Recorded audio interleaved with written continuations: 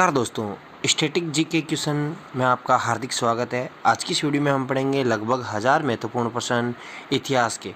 Video अच्छा लगे तो दोस्तों को शेयर करें। तो इतिहास का पिता किसे कहा जाता है? हेरोडोटस को कहा जाता है। सिंधु सभ्यता किसके लिए प्रसिद्ध थी? तो सिंधु सभ्यता अपने सुनियोजित नगरों के लिए प्रसिद्ध थी। सिंधु सभ्यता के लोगों का मुख्य व्यवसाय क्या था? तो उनका मुख्य व्यवसाय कृषि था। क्या था? कृषि व्यवसाय था मुख्य व्यवसाय। सिंधु वासियों की मुख्य फसल क्या थी? गेहूं और जौ। जौ को क्या कहते थे? यव कहते थे। सिंधु सभ्यता का सर्वाधिक उत्तरी पूरा स्थल, तो उत्तरी स्थल है सिंधु सभ्यता का, जैसे उत्तरी स्थल था मादा अखनूर, जिला जम्मू कश्मीर।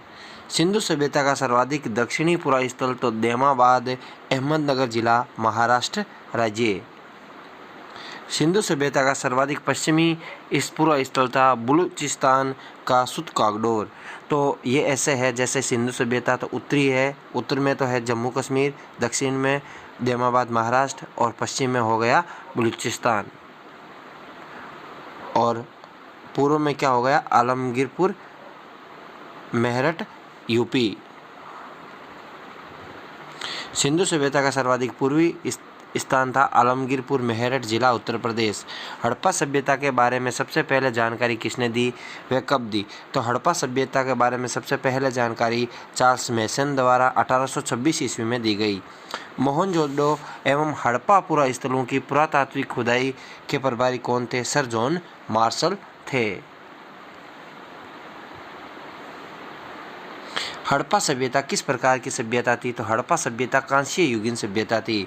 सिंधु सभ्यता की लिपि किस प्रकार की थी? तो सिंधु सभ्यता की लिपि भाव चित्रात्मक थी। मिस्र के राजा किस नाम से जाने जाते थे? तो मिस्र के राजा फराओ के नाम से जाने जाते थे।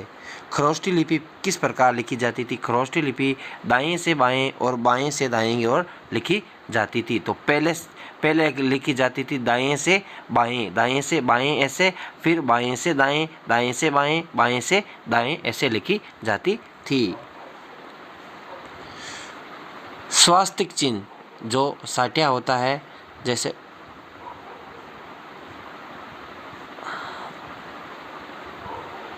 स्वास्तिक चिन्ह किस सभ्यता की देन मानी जाती है? तो मोहनजोदड़ो की देन मानी जाती है, यानी साठिया। आदि मानव ने सर्वप्रथम क्या सीखा? आग जलाना सीखा था। आग जलाने का आविष्कार किस काल में हुआ? पूरा पाषाण काल में आग जलाने का आविष्कार हुआ था। सबसे पहले पालतू जानवर किसे बनाया गया? तो कुत्ता है वो सबसे पहले पालतू जानवर बनाया गया। सिंधु सभ्यता किस काल की है? तो अधऐतिहासिक काल की है। हड़प्पा सभ्यता किस नदी के तट पर बसा है? तो रावी नदी के तट पर बसा है। सिंधु सभ्यता का प्रमुख बंदरगाह कौन सा माना जाता है? तो गुजरात का लोथल बंदरगाह है वो सिंधु सभ्यता का प्रमुख बंदरगाह माना जाता है। अगला, हड़प्पा के लोग किस धातु से अपरिचित थे? तो लौह धातु से अपरिचित थे।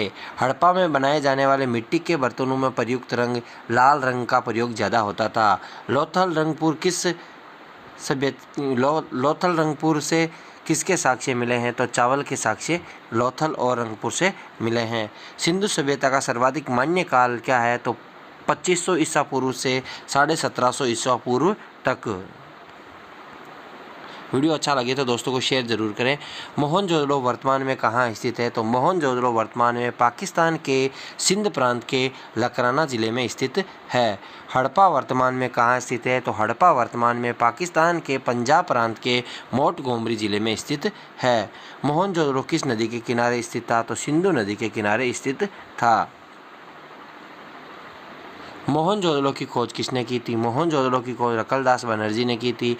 कांस्य की नर्तिका मूर्ति कहाँ से मिली है? तो मोहनजोदड़ो से ये मूर्ति मिली है। सिंधु सभ्यता की सबसे बड़ी इमारत कौन सी थी? तो सिंधु सभ्यता की सबसे बड़ी इमारत मोहनजोदड़ो से प्राप्त अनाना घर था।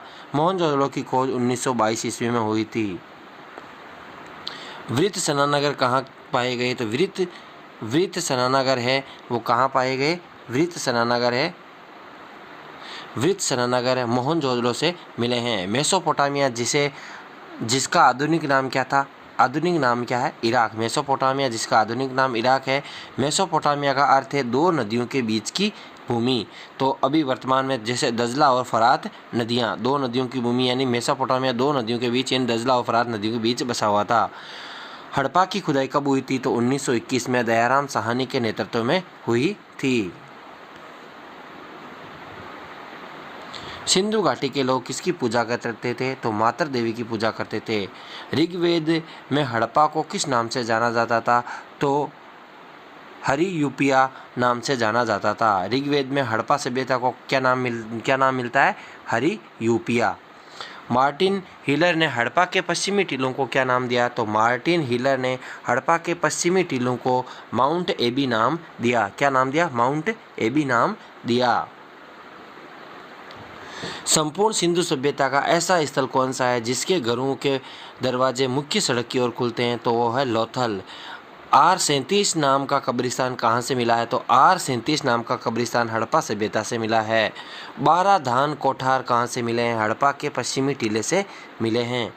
प्रसाधन मंजूषा अर्थात महिलाओं की सजने संवरने की जो श्रृंगार पेटी है वो कहाँ से मिली है? श्रृंगार पेटी सजने संवरने की वो हड़प्पा सभ्यता से मिली है।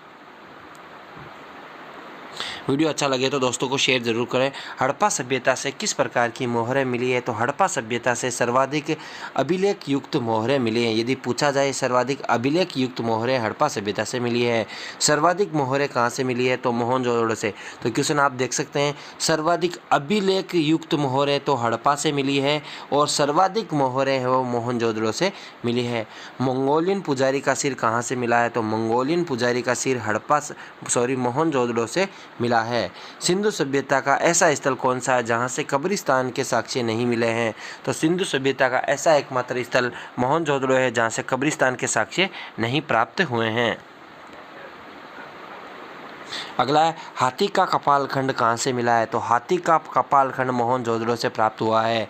मोहनजोदड़ो एवं हड़प्पा को किसी विशाल साम्राज्य की जुड़वा राजधानी किसने कहा है? तो स्टूट पिगट ने मोहनजोदड़ो और हड़प्पा को किसी विशाल साम्राज्य की जुड़वा राजधानी कहा है। 3 मुख वाले पशुपतिनाथ की मूर्ति कहाँ से मिली है? तो 3 मुख वाले पशुपतिनाथ की मूर्ति मोहनजोदड़ो से मिली है। अगला क्वेश्चन, पशुपतिनाथ की मूर्ति पर कितने जीवों का अंकन है? तो पशुपतिनाथ की मूर्ति पर 7 जीवों का अंकन है। लिपस्टिक के साक्ष्य कहाँ से मिले हैं? तो चुनहदड़ो से लिपस्टिक के साक्ष्य मिले हैं। ऐसा कौन सा स्थल है जहाँ से दुर्ग के साक्ष्य नहीं मिले हैं? तो ऐसा एकमात्र स्थल चुनहदड़ो है जहाँ से दुर्ग के साक्ष्य नहीं मिले हैं। एकमात्र ऐसा स्थल जहाँ से ग्रामीण व नगरीय संस्कृति के अवशेष मिले हैं? तो चुनहदड़ो एकमात्र ऐसा शासक है जहाँ पर ग्रामीण व नगरीय दोनों संस्कृति के अवशेष प्राप्त हुए हैं। जुक्कर व जांगर संस्कृति के अवशेष कहाँ से मिले हैं? तो चुनहदड़ो से मिले हैं। युगल स्वादान के साक्ष्य कहाँ से मिले? तो युगल स्वादान के साक्ष्य लोथल से प्राप्त हुए हैं। चक्की के 2 पार्ट, माप तोल का पैमाना, खोपड़ी की शल्य चिकित्सा, अग्निकुंड हवन के साक्ष्य कहाँ से मिले हैं? तो ये सभी साक्ष्य लोथल से मिले हैं। तो कोई भी क्वेश्चन टपक सकता है कि खोपड़ी की शल्य चिकित्सा कहाँ से मिली है? लोथल से। अग्निकुंड हवन के साक्ष्य कहाँ से मिले हैं? लोथल से। माप तोल का पैमाना कहाँ से मिला है? तो लोथल से। चक्की के पार्ट कहाँ से मिले हैं? लोथल से। लोथल किस नदी के किनारे है? तो लोथल भगवा नदी के किनारे बसा था। अगला है, मनका बनाने के कारखाने कहाँ से मिले? तो लोथल से मिले हैं। ऊंट के साक्ष्य, जुते हुए खेत के साक्ष्य, कुएं के साक्ष्य, हवन कुंड, अग्निकुंड के साक्ष्य कालीबंगा से मिले हैं। तो अग्निकुंड के साक्ष्य कालीबंगा से भी मिले हैं। ऊंट के साक्ष्य, जुते हुए खेत के एकमात्र साक्ष्य कालीबंगा से मिले हैं। कुएं के साक्ष्य यानी घरों में कुएं, हवन कुंड के साक्ष्य तो हवन कुंड के साक्ष्य लोथल और कालीबंगा दोनों से मिले हैं। काली चूड़ियाँ का अर्थ है, तो कालीबंगा का अर्थ है काली चूड़ियाँ। मोहनजोदड़ो का अर्थ है मुर्दों का टीला। गोल्डन कलेक्शन करके लाया हूँ आपके लिए। यदि वीडियो अच्छा लगे तो यार दोस्तों को ज़्यादा से ज़्यादा शेयर करें। वृषभ अर्थात बैल की मूर्ति कहाँ से मिली है? कालीबंगा से। कच्ची ईंटों के मकान, लकड़ी की नालियों के साक्ष्य कालीबंगा से मिले हैं। खोपड़ी की शल्य चिकित्सा के साक्ष्य लोथल और कालीबंगा दोनों से प्राप्त हुए हैं। एक साथ 2 फसल बोने के साक्ष्य कहाँ से मिले हैं? तो एक साथ 2 फसल बोने के एकमात्र साक्ष्य कालीबंगा से प्राप्त हुए हैं। अगला क्वेश्चन है, अलंकृत फर्श के साक्ष्य कहाँ से मिले हैं? तो कालीबंगा से मिले हैं। कालीबंगा की खोज किसने की? तो अमलानंद घोष द्वारा 1951 में की गई। कालीबंगा किस भाषा का शब्द है? तो कालीबंगा पंजाबी भाषा का शब्द है। कालीबंगा किस नदी के किनारे बसा था? तो कालीबंगा प्राचीन सरस्वती यानी घग्गर नदी जो वर्तमान में हनुमानगढ़ जिले में स्थित है। कालीबंगा सभ्यता कहाँ पे है? हनुमानगढ़ जिले में है। और ये सभ्यता है वो किस नदी के किनारे? प्राचीन सरस्वती अर्थात घग्गर नदी के किनारे बसी थी। अगला क्वेश्चन, कालीबंगा का उत्खनन बीबी लाल व बीके थापड़ द्वारा 1961 में किया गया। डॉक्टर दशरथ शर्मा ने कालीबंगा को हड़प्पा सभ्यता की तृतीय राजधानी बताया है। भूकंप के साक्ष्य कहाँ से मिले? तो भूकंप के साक्ष्य कालीबंगा से प्राप्त हुए हैं। कालीबंगा से कितने प्रकार के शवाधान के साक्ष्य मिले हैं? तो 3 प्रकार के शवाधान के साक्ष्य, आंशिक और पूर्ण आंशिक, ऐसे कुछ प्रकार के साक्ष्य यहाँ से मिले हैं, जलाने के और गाड़ने के वगैरह के से। तांबा के बाणार कहाँ से मिले हैं? बनवाली से। हल की आकृति का खिलौना बनवाली से। तिल के ढेर व सरसों के ढेर बनवाली से। बनवाली वर्तमान में कहाँ है? फतेहाबाद हरियाणा में।